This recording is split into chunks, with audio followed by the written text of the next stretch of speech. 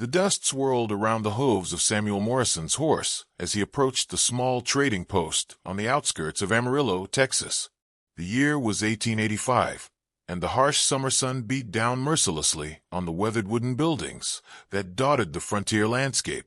Samuel pulled his worn hat lower over his eyes, squinting against the glare as he dismounted and tied his horse to the hitching post.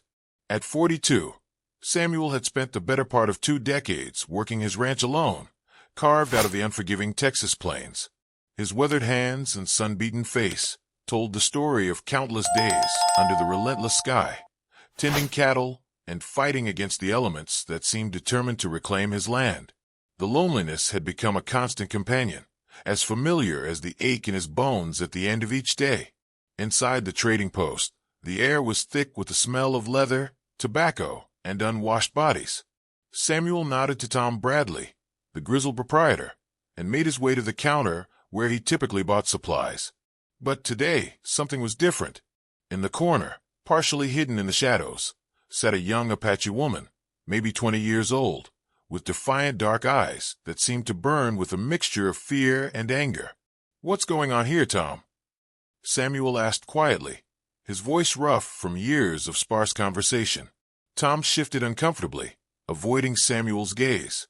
"Jake Rodriguez rode in this morning. Said he won her in a card game from some drifters passing through. Claims she's his property now, but—" Tom's voice trailed off as he glanced toward the woman. "Well, you can see she ain't exactly agreeable to the arrangement." Samuel's jaw tightened. He'd heard stories of such transactions, but seeing it firsthand made his stomach turn. The woman's hands were bound, and there was a fresh bruise on her cheek. Despite her situation, she held her head high, her gaze never wavering from those around her. "Where's Rodriguez now?" Samuel asked. "Over at the saloon, celebrating his good fortune with a bottle of whiskey." Tom's disgust was evident in his voice. "Samuel, I don't like this any more than you do, but there ain't much we can do about it. Law doesn't much care about Apache folks, and Rodriguez has papers saying she belongs to him." Samuel stared at the woman for a long moment. Something in her eyes reminded him of a wild Mustang he'd once tried to break, proud, spirited, and completely unwilling to surrender. But unlike the horse, this was a human being, and the thought of what Rodriguez might do to her made Samuel's hands clench into fists. "How much does he want for her?" Samuel heard himself asking. Tom's eyebrows shot up. "Samuel, you can't be serious." "How much, Tom?" He was bragging about turning down $50 from a man heading to New Mexico. Said he might take 100. Samuel reached into his vest pocket and pulled out a small leather pouch. He counted out the bill slowly, his hands steady despite the racing of his heart. $100 was more money than many men saw in a year, but Samuel had been saving for years, living frugally and banking most of his modest profits from the ranch. "Tell Rodriguez I'll give him 120, but the deal has to be done proper. I want papers showing the transaction, and I want it witnessed." The Apache woman's eyes widened slightly as she realized what was happening. For the first time since Samuel had entered the trading post, she looked directly at him, studying his face with an intensity that made him uncomfortable. An hour later, Jake Rodriguez stumbled back into the trading post, reeking of whiskey and tobacco. He was a thin, cruel-looking man with greasy hair and cold eyes that immediately fixed on the Apache woman with an expression that made Samuel's skin crawl. Well, Rodriguez slurred. "Looks like I got myself a buyer after all." The transaction was completed quickly, with Tom serving as witness to the hastily written bill of sale. Rodriguez pocketed the money with a satisfied grin and staggered back toward the saloon without a backward glance. Samuel approached the woman slowly, pulling out his knife to cut the ropes binding her hands.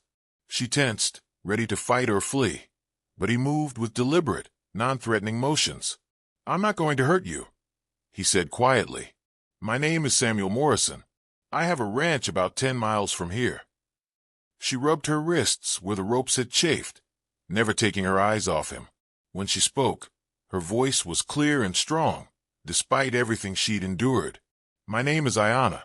It means eternal blossom in my language." She paused, her dark eyes searching his face. "Why did you buy me from that man?" Samuel was quiet for a moment, considering his answer. Because what he was doing was wrong. Because no human being should be owned by another. He met her gaze steadily. "You're free to go wherever you want. I won't stop you." Ayana's expression softened slightly, though wariness remained in her posture. "And if I choose to stay? Then you'd be welcome at my ranch. I could use help with the work, and I'd pay you fair wages. You'd have your own room, your own space." Samuel's voice was earnest. "But the choice is yours." For a long moment, they stood in the dusty trading post, two souls from different worlds trying to understand each other across a divide of culture, language, and experience. Finally, Ayana nodded slowly. "I will come with you, Samuel Morrison, but not as your property, as your partner in work." "Agreed," Samuel said, extending his hand. After a moment's hesitation, Ayana shook it, sealing an agreement that would change both their lives forever. The ride to Samuel's ranch was conducted mostly in silence, both riders lost in their own thoughts as they traversed the endless expanse of Texas grassland. The sun was beginning its descent toward the horizon, painting the sky in shades of orange and pink that reflected off the scattered clouds. Samuel stole occasional glances at Ayana, who rode with the natural grace of someone born to horseback, her eyes constantly scanning the landscape with the alertness of a person accustomed to danger. The ranch, when it finally came into view, was modest but well-maintained. A small wooden house sat at the center, surrounded by a barn, several outbuildings, and corrals that held a small herd of cattle. The property was enclosed by split-rail fencing that Samuel had built himself over the years, board by board, post by post. "It's not much," Samuel said as they dismounted, "but it's honest work and honest living." Ayana surveyed the property with the same careful attention she'd given the trail. "It is more than many have," she replied simply. "My people have been forced to live on much less." Samuel felt the weight of her words and the history they carried. He led her toward the house, suddenly self-conscious about the simple accommodations he could offer. The inside of the house was Spartan but clean. A main room with a stone fireplace, a small kitchen area, and 2 bedrooms. Everything was functional rather than decorative. The home of a man who spent most of his time outdoors. "You can have the back room," Samuel said, gesturing toward one of the bedrooms. "I built it thinking I might have visitors someday, but—" He trailed off, realizing how that sounded. "But visitors never came," Ayana finished gently. There was no judgment in her voice, only understanding. Over the next few days, they established a routine that worked for both of them. Samuel had been honest about needing help with the ranch work. Years of managing everything alone had begun to take its toll, and several projects had been postponed, simply because he couldn't handle them by himself. Ayana proved to be an invaluable partner, bringing skills and knowledge that complemented Samuel's own experience. She had an intuitive understanding of animals that amazed Samuel. Horses that had been skittish around strangers calmed immediately in her presence, and she could spot signs of illness or injury in the cattle that Samuel might have missed. Her knowledge of plants and natural remedies also proved useful when one of the horses developed an infection that threatened to spread. "My grandmother taught me," Ayana explained as she prepared a poultice from plants she'd gathered near the creek. "She said the earth provides everything we need if we know how to look and listen." Samuel watched her work with quiet admiration. "My grandfather used to say something similar. Said the land would take care of you if you took care of it." It was one of the first personal things Samuel had shared, and Ayana looked up from her work with interest. "Tell me about your grandfather." As the days turned into weeks, they began to share more of their stories. Samuel spoke of growing up on a farm in Missouri, of losing his parents to cholera when he was barely 18, of the years of wandering before he'd found this piece of land and decided to make it his own. Ayana, in turn, told him about her childhood in the mountains of New Mexico, about a people forced from their ancestral lands and scattered to reservations or worse. "My family was killed when I was 16, she said one evening as they sat on the porch watching the sunset. "Soldiers came to our camp. They said we were harboring renegades, but we were just trying to live peacefully." Her voice remained steady, but Samuel could see the pain in her eyes. "I escaped, but I've been running ever since." Samuel felt a surge of anger on her behalf, but he kept his voice gentle. "You don't have to run anymore. This can be your home for as long as you want it to be." The physical work of the ranch created a bond between them that transcended their different backgrounds. They worked side by side repairing fences, herding cattle, and preparing for the upcoming winter. Samuel found himself looking forward to their conversations in the evening, to the way Ayana's perspective challenged his assumptions about the world. But their growing friendship wasn't without challenges. The nearest town was 20 miles away, but word of Samuel's Apache woman had already begun to spread. When they rode to town for supplies, they faced stares and whispered comments that ranged from curious to hostile. "You sure you know what you're doing, Morrison?" asked Bill Henderson, the town's self-appointed moral authority, as Samuel loaded supplies into his wagon. "Indians ain't like us. Can't trust them not to turn on you when you least expect it." Samuel's jaw tightened, but before he could respond, Ayana placed a gentle hand on his arm. "Let me handle this," she said quietly. She turned to Henderson with a calm dignity that somehow made the larger man take a step back. "Mr. Henderson, I understand your concerns. There's been much violence and mistrust between our peoples, but I have given my word to Mr. Morrison, and my word is sacred to me. I work for fair wages, I contribute to his ranch, and I harm no one. Is this not what any good neighbor would do?" Henderson's face reddened, but he had no ready answer to her reasonable response. He mumbled something about keeping an eye on things and walked away, leaving Samuel impressed once again by Ayana's strength and wisdom. That night, as they made camp on the trail back to the ranch, Samuel found himself staring at the stars and thinking about how much his life had changed in just a few weeks. "Ayana," he said quietly, "I want you to know that I've never regretted the decision I made that day at the trading post. Having you here, it's made this place feel like a real home for the first time." In the darkness, he heard her soft reply, "For me as well, Samuel Morrison, for me as well." As autumn painted the Texas landscape in shades of gold and rust, Samuel and Ayana had settled into a partnership that surprised them both with its natural ease. The ranch had never been more prosperous or well-maintained. Ayana's insights had led to improvements in their water management and grazing rotation that increased both the health of the cattle and the productivity of the land. Word of their success had reached other ranchers in the area, and several had swallowed their pride enough to ask for Ayana's advice on their own properties. She approached each request with the same quiet dignity she brought to everything else, sharing her knowledge freely and never mentioning the whispered conversations that stopped abruptly when she entered the general store. "Mrs. Patterson came by again today," Ayana mentioned one evening as they sat on the porch reviewing the day's work. "Her oldest cow has been having trouble with her legs, and she wanted to know if I had any suggestions." Samuel smiled. Martha Patterson was one of the most traditional women in the county, and the fact that she was seeking help from an Apache woman represented a significant shift in local attitudes. "What did you tell her?" "I showed her how to make a compress with willow bark and gave her some of the salve we use on the horses. She insisted on paying me for my time." Ayana held up a small pouch of coins. She said any advice worth having is worth paying for. "She's right about that," Samuel said. "You've taught me more about this land in 3 months than I learned in 20 years of working it alone." Their financial partnership had evolved as naturally as their personal one. Samuel had been true to his word about fair wages, but Ayana had insisted on contributing her earnings to ranch improvements and expansion. Together, they had purchased additional cattle and were planning to expand their operation in the spring. But their growing success hadn't gone unnoticed by everyone in the community, and not all the attention was positive. Jake Rodriguez had been making noise in the local saloons about Samuel stealing his property, and there were rumors that he'd been meeting with some of the more unsavory characters who drifted through the territory. The trouble came to a head on a crisp October morning when Samuel and Ayana were working to repair a section of fence damaged by the previous night's storm.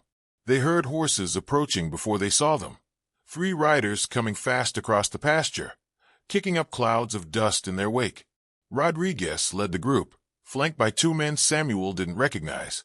They were rough-looking characters, with the hard eyes and casual cruelty of men who lived outside the law. Rodriguez pulled up short about 20 feet away, his hand resting conspicuously on the butt of his pistol. "Well, if it isn't the famous rancher and his pet Indian," Rodriguez called out, his voice carrying the mock friendliness that often preceded violence. "Heard you two been doing real well for yourselves." Samuel stepped slightly in front of Ayanna, his own hand moving instinctively toward the rifle he always carried when working the outer pastures. "Rodriguez, what do you want?" "What's mine?" Rodriguez replied, his eyes fixed on Ayanna. "See, I've been thinking about our little transaction, and I've decided it wasn't quite fair. $120 don't seem like nearly enough for a woman who's been making you so much money." "We had a deal," Samuel said evenly. "Witnessed and legal. You got your money, and the matter was settled." One of Rodriguez's companions, a thin man with a scar running down his left cheek, leaned forward in his saddle. "Maybe the deal needs renegotiating. Maybe the Indian girl would prefer to come with us willingly. Save everyone some trouble." Ayanna stepped out from behind Samuel, her chin raised defiantly. "I am not property to be bought or sold. I choose where I go and with whom I stay, and I choose to stay here." Rodriguez's false smile disappeared entirely. "You don't get to choose, girl. You're coming with us, one way or another." "No," Samuel said quietly. "She's not." The tension stretched taut between the two groups, the autumn wind rustling through the grass, the only sound in the sudden silence. Samuel calculated distances and angles, knowing that if shooting started, the odds would be against them. But he also knew he couldn't let Rodriguez take Ayanna, regardless of the cost. It was Ayanna who broke the standoff, her voice carrying across the space between them with absolute authority. "Jake Rodriguez, you are a coward and a fool.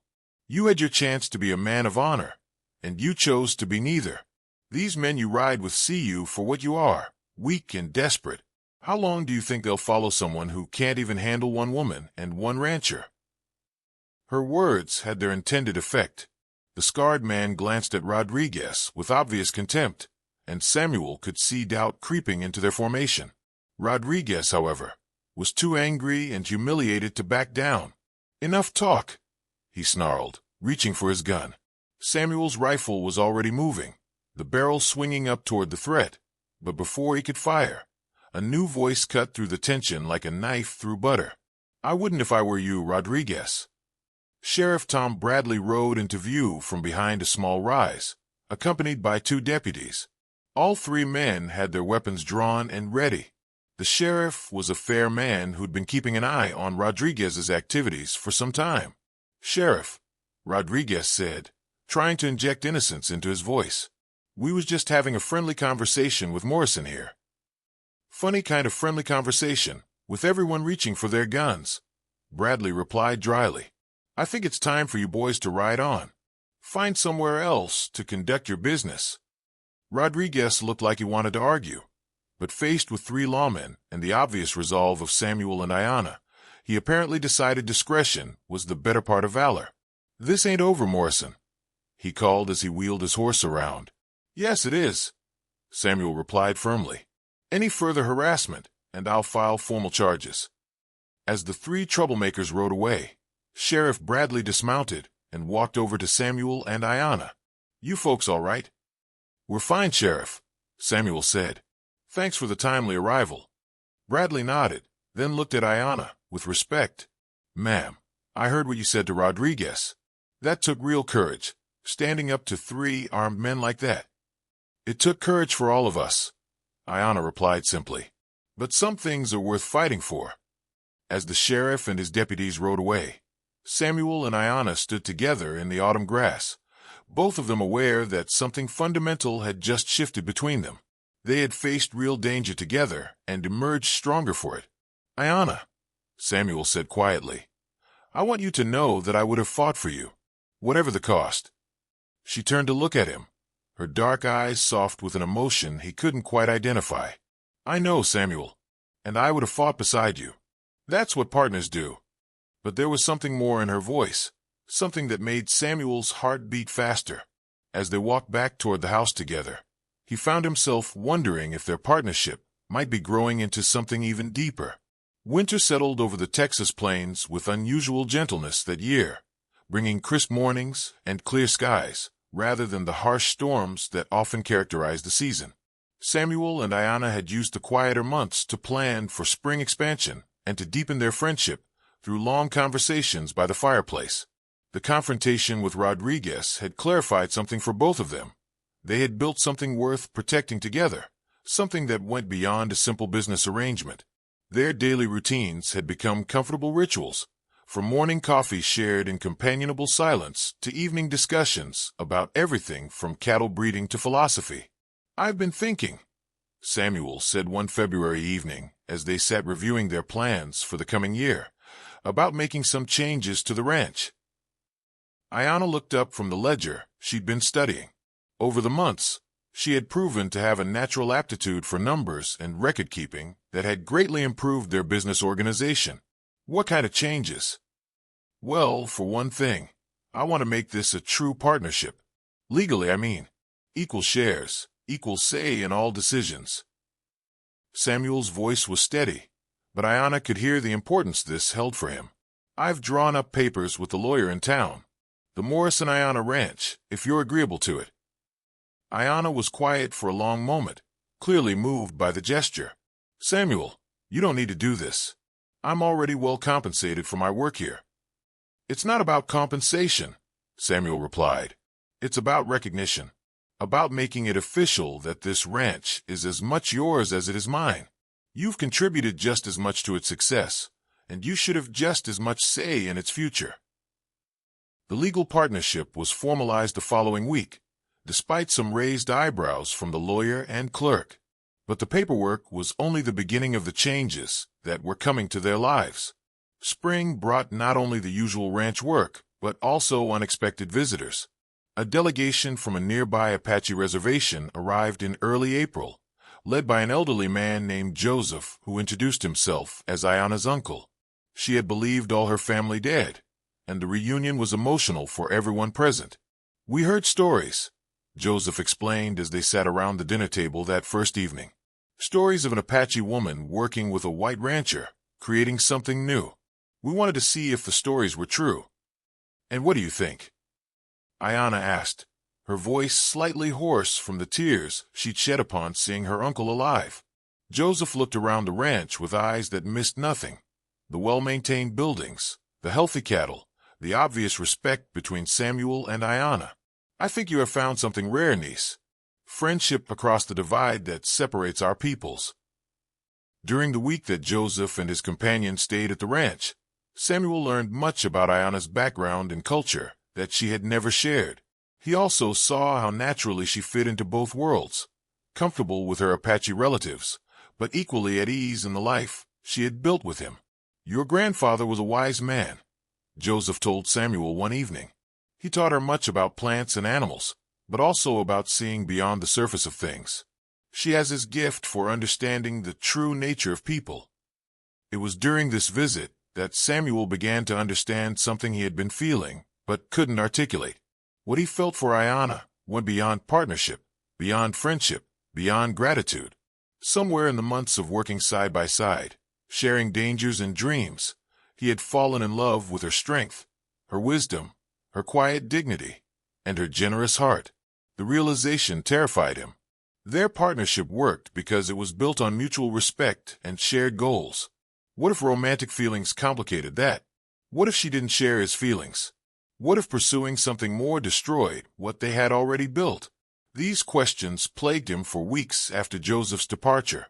He found himself tongue-tied around Ayanna, second-guessing every interaction, until she finally confronted him about his strange behavior. "Samuel Morrison," she said one evening after he'd spent the entire dinner responding to her questions with monosyllables, "what is troubling you? You've been acting like a stranger for weeks."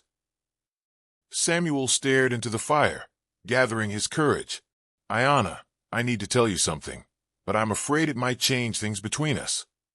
"What could you possibly tell me that would be worse than this awkward silence you've been maintaining?" He turned to face her, his heart racing. "I love you, Ayanna. Not just as a partner or a friend, but as a woman. I think I've been falling in love with you almost since the day we met, but I was too afraid to admit it, even to myself." The silence that followed seemed to stretch forever. Ayana's expression was unreadable, and Samuel felt his heart sinking with each passing second.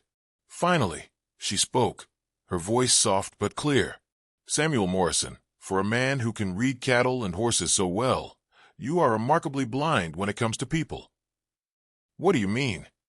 "I mean," she said, moving closer to him on the settee, "that I have been waiting for you to realize what was obvious to everyone else, including my uncle." Joseph knew.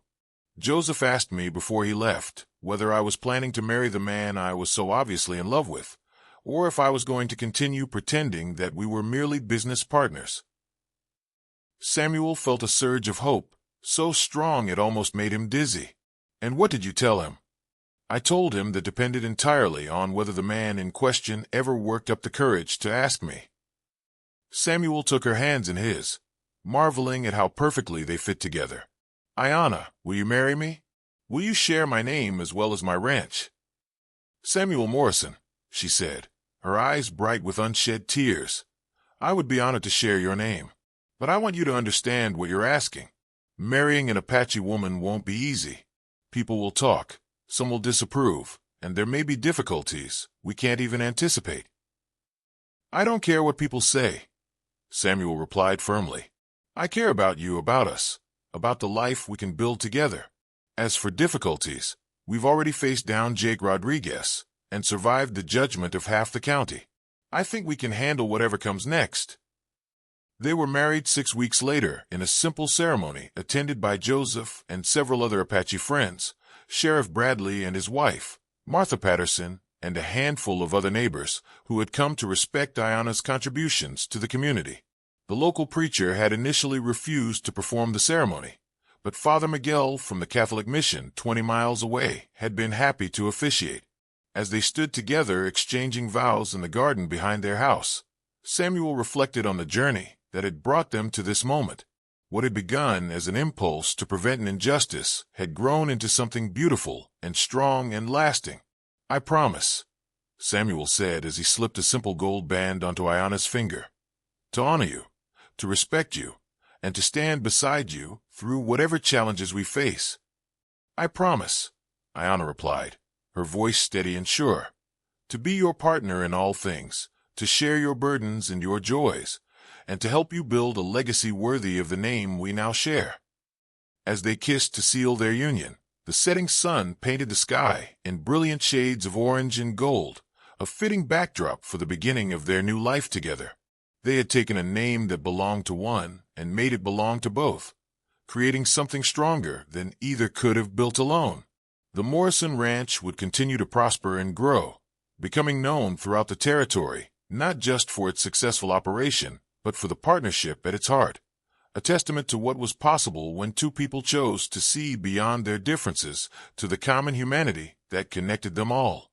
Years later, when people asked about their unusual love story, Samuel would always say that the best decisions were often the ones that seemed impossible at first, and Ayana would add that sometimes the greatest courage was required not for facing external enemies, but for opening your heart to unexpected love. Together, they had built something that would last, a ranch, a partnership, a love, and a name that meant something in a world that too often forgot the value of both courage and compassion. If you made it this far, don't forget to give this video a like and subscribe to our channel so you won't miss our upcoming stories. Let us know in the comments what part of the world you're watching from. Your support motivates us to keep creating content like this. Thanks for joining us.